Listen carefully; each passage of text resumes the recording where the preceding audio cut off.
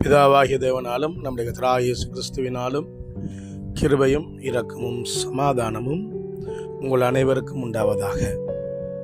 பிரியமானவர்களே, கர்த்தருடைய கிருபையினாலே, கர்த்தருடைய மிகுந்த தயவினாலும் 3வது மாதத்தை நாங்கள் முடித்துவிட்டு 4வது மாதத்துக்குள்ளே பிரவேசிக்க கர்த்தர் நமக்கு உதவி செய்திருக்கிறார்.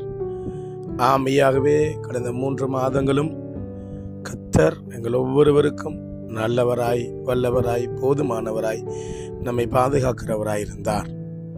பிரியமான தேவனுடைய பிள்ளைகளே, இந்த 4வது மாதத்திலும் கர்த்தர் நமக்காக வைத்திருக்கிறதான வார்த்தை தான் என்ன? இந்த 4வது மாதத்திலே கர்த்தர் என்ன காரியங்களை குறித்து பேசியிருக்கிறார் என்று நாங்கள் பார்க்கிறதான பொழுது, வேதத்திலே நாங்கள் பார்க்கிறோம். எசேக்கியேல் 1ஆம் அதிகாரம் 1ஆம் வசனத்திலே சொல்லப்பட்டிருக்கிறது, 4ஆம் மாதத்திலே அங்கு எசேக்கியேல் தீர்க்கதரிசி தரிசனங்களை காண்கிறான். என்ன சொல்லப்பட்டிருக்கிறது என்றால், 30ஆம் வருஷம் 4ஆம் மாதம் 5ஆம் தேதியிலே நான் கேபார் நதியண்டையிலே சிறைப்பட்டவர்கள் நடுவில் இருக்கும்போது சம்பவித்தது என்னவென்றால், வானங்கள் திறக்கப்பட நான் தேவ தரிசனங்களை கண்டேன். பிரியமானவர்களே, இந்த 4வது மாதம் ஒரு விசேஷித்ததான மாதம். அநேகர் உபவாசத்தில் இந்த நாட்களை கழித்து கொண்டிருக்கிறார்கள். மெய்யாகவே தேவனுடைய பாதத்திலே அநேகர் காத்திருக்கிறார்கள். பிரியமானவர்களே, விசேஷமாய் இந்த 4வது மாதத்திலே தேவ தரிசனங்களை எசேக்கியேல் தீர்க்கதரிசி காண்கிறது போல கர்த்தர் நம்முடைய வாழ்க்கையிலும் பல காரியங்களை, அவருடைய பல ரகசியங்களை அவர் வெளிப்படுத்த வல்லவராயிருக்கிறார். தரிசனங்களை காண்பிக்க வல்லவராயிருக்கிறார். அது மாத்திரமல்ல, இந்த 4வது மாதத்திலே கர்த்தருடைய வார்த்தை அங்கே எசேக்கியேலுக்கு உண்டாகிறது. அது மாத்திரமல்ல, அங்கே கர்த்தருடைய கரம் அவன் மேல் அமர்ந்தது என்று நாங்கள் 3ஆம் வசனத்திலே வாசிக்கிறோம்.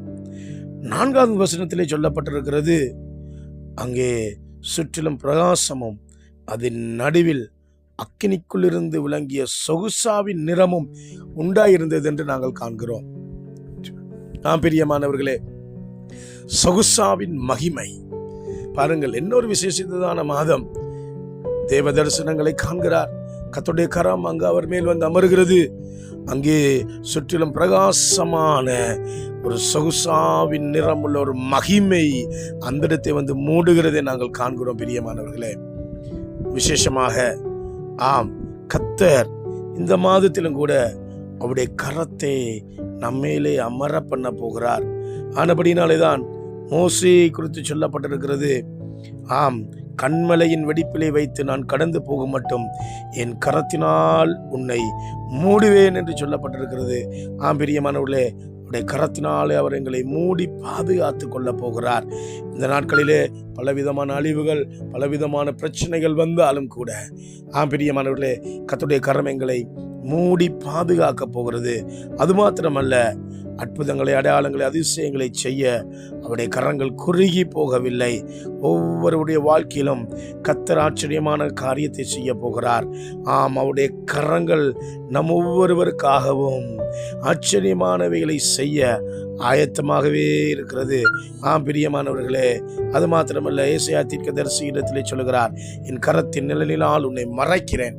பிரியமானவர்களே, கர்த்தர் இந்த மாதத்திலும் கூட கரத்தின் நிழலினால் எங்களை மறைத்து மூடி பாதுகாக்க போகிறார். அது மாத்திரமல்ல, விசேஷமாக பிரியமானவர்களே, அவருடைய கரம் எங்களுக்கு ஆச்சரியமான காரியத்தை செய்ய போகிறது. எத்தனை பேர் விசுவாசிக்கிறீர்கள்? ஜெபிப்போமா? எங்களை நேசிக்கிறாருமே பிதாவே, நன்றியோடு துதிக்கிறோம். ஆண்டவரே, இந்த மாதத்தில் உம்முடைய பிள்ளைகளுக்காக வைத்திருக்கிற எல்லா ஆசீர்வாதங்களுக்காக ஸ்தோத்திரம்.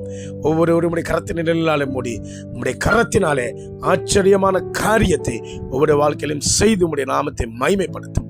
ஒவ்வொரு தேவ பிள்ளையுடைய குடும்பங்கள், உடைய பிள்ளைகள், ஆண்டவரே, அதே போல சுவாமி ஒவ்வொருவருடைய சபைகளையும் ஒப்புக் கொடுக்கிறோம். ஆச்சரியமான காரியத்தை செய்து உம்முடைய நாமத்தை மகிமைப்படுத்தும். இயேசுவின் நாமத்தில் ஜெபிக்கிறோம் பிதாவே, ஆமென். கர்த்தர் தாமே உங்கள் யாவரையும் ஆசீர்வதிப்பாராக. அவருடைய கரத்தின் நிழலினாலே உங்களை மூடுவாராக.